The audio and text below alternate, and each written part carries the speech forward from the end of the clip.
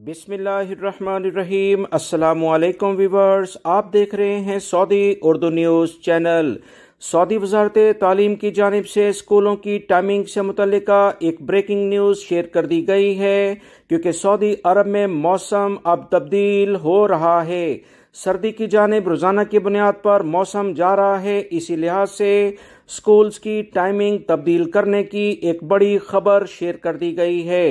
Saudi वजारत तालीम की जानिब से कहा गया कि आने वाले इतवार यानी 30 अक्टूबर से सऊदी अरब में असेंबली सुबह 6:45 पर हुआ करेगी।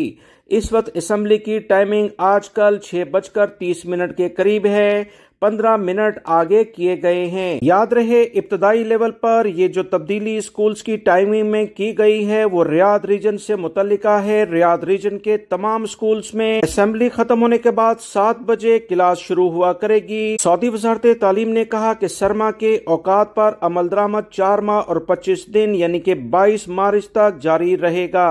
महकमे ने कहा कि रमजानुल मुबारक के दौरान पहली क्लास सुबह 9 बजे शुरू होगी। रमजानुल मुबारक के औकातकार अमल इस पर 13 अप्रैल 2023 से जारी किया जाएगा।